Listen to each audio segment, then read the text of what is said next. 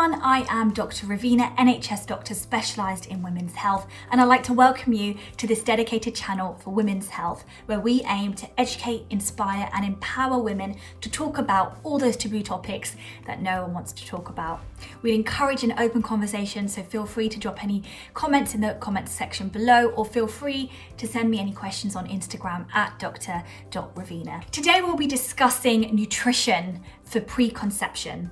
So if you're thinking about getting pregnant, if you're perhaps trying to get pregnant, I'd like to give you the top tips on nutrition and supplements that you need to take to help you get pregnant, but also to keep you aware of some supplements that you may inadvertently be taking too much of and can cause risk to you or your baby. It's really important to discuss nutrition with your doctor when you're trying to get pregnant, as if you're not taking a certain amount of vitamin or mineral or nutrition, then it can increase your risk of fetal abnormalities, specifically neural tube defects.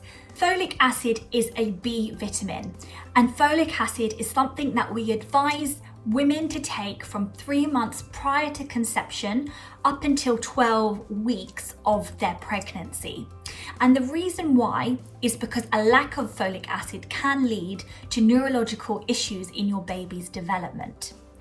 We say up until 12 weeks because this is your first trimester and this is the time when your baby is developing. The risk of neurological issues are highest during the first trimester. That's why taking drugs, taking illicit substances can cause detrimental effects, specifically in the first trimester as your baby is forming. In babies with neural tube defects, you can see babies with spina bifida, which is where part of the spinal cord protrudes out. And you can also get anencephaly, which is where you get reduced and underdevelopment of the brain. You may also see some babies with a cleft palate or cleft lip, and that is also another form of a neural tube defect. By giving folic acid, we know that we can reduce this risk by at least 50%. Women who are pregnant need at least 3 times the normal amount in 1 day. Folate cannot be produced by the body, nor can it be stored, which is why you need to have a daily supplement of this during your pregnancy and prior to pregnancy to make sure you're always within the optimum level. So what is currently required is that women take the recommended dose, which is 400 micrograms, and also to have a diet that has high folate. So these are things like Brussels sprouts, beans, oranges, yeast. And if you're someone that perhaps lies in a higher risk category, so if you are on anti-epileptic medication, if you're obese, if you have a family history of neural tube defects, then you would be asked to have a higher dose of folic acid at around 5 milligrams per day. Currently, there is a lot of discussion surrounding fortifying food so that it already contains folic acid. So specifically flour, if we already contain folic acid in flour that you can buy from the supermarket, then that can help reduce the risk of neural tube defects in women who are pregnant. The great thing about folic acid is that women don't experience side effects with this medication. The next supplement that I'd like to talk about is vitamin D. And this is the vitamin that you get when you go on holiday. When you're sitting in the sun and you're absorbing all that sunlight, you are giving your body the vitamin D that it needs. Vitamin D is great because it helps to regulate our calcium and our phosphate, which are essential ingredients in ensuring we have strong and healthy bones. So not only is it good for our bones, but it's also good for our teeth and also our muscles.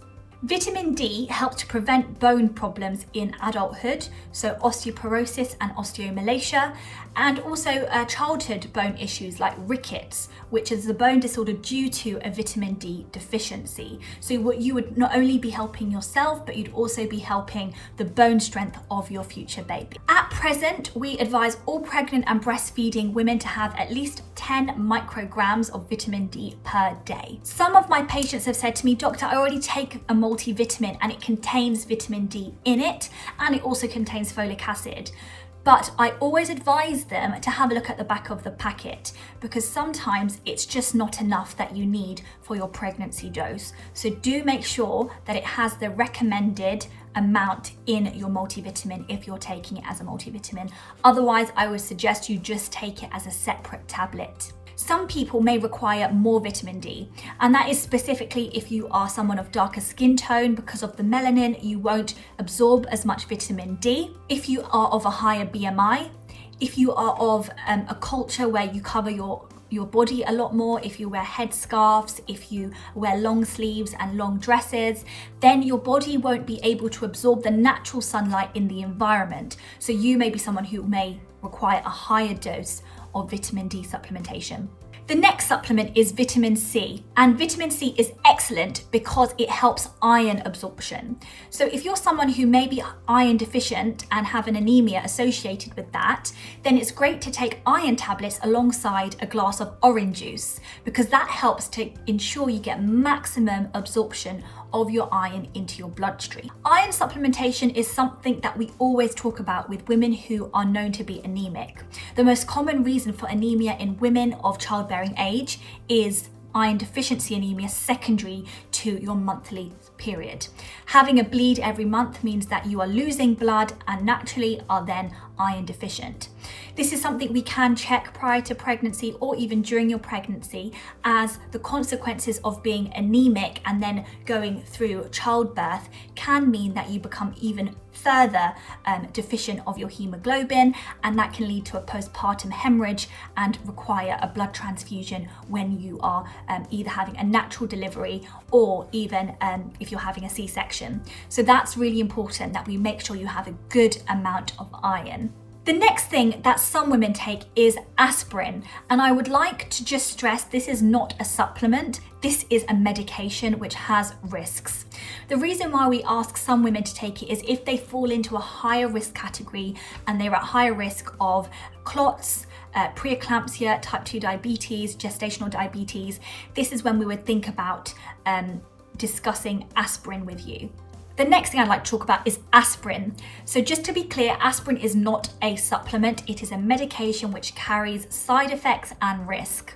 In some people, we may suggest that you should start aspirin specifically if you have cardiovascular risk factors, if you're at higher risk of preeclampsia, and also maybe of clots. Now, we've spoken a lot about the nutrition and the supplements that you should take during pre-pregnancy state and pregnancy state.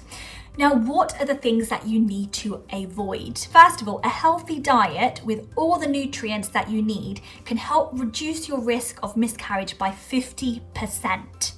So I'm going to tell you that again. 50% reduction of miscarriage if you take the right nutrients. And that just shows how important lifestyle factors and your diet are. First of all, high dose multivitamin supplements can actually be dangerous.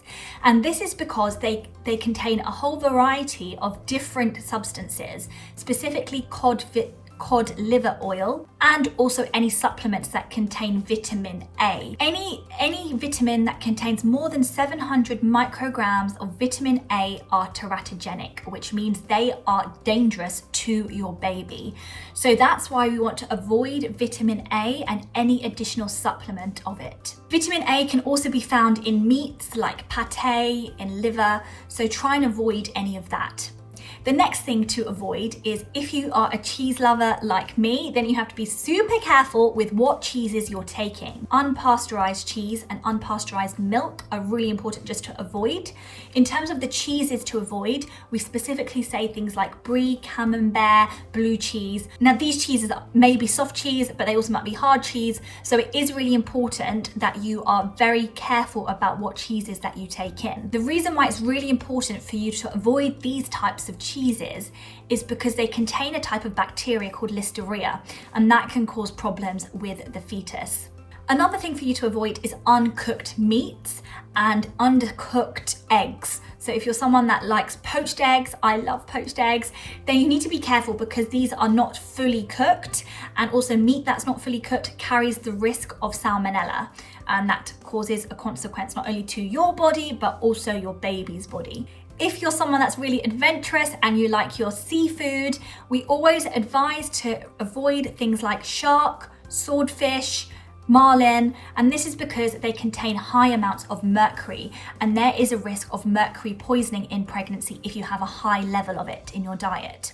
And just general information is that we'd always say a diet that has high sugar and high salt should be avoided at all costs. High salt can increase your risk of high blood pressure and preeclampsia, and high sugar can increase your risk of insulin resistance and going on to developing gestational diabetes. So the key points that I'd like you to take away from this video are: taking supplements can reduce your risk of miscarriage by up to 50%. What I do advise that you take is folic acid, vitamin D, vitamin C, and iron if you require it.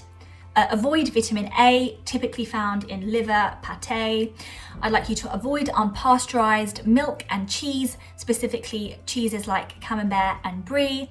I'd like you to avoid undercooked meats and undercooked eggs. And I'd like you to ensure that you have a well-balanced meal, you're drinking lots of water. And the final takeaway is that I want to ensure you have a healthy diet where you are adequately hydrated, drinking at least 1.5 to 2 liters of water a day. That reduces your risk of clots. And also just having a very well-balanced diet. Don't be too worried about what you can and can't eat. Try and remain having the same diet as you always have, but just be aware of the key things that you should avoid. I hope you found this video useful. If you have any questions about specific nutrients, please drop them in the comments below, and I will see you next time for our next video. Take care, bye.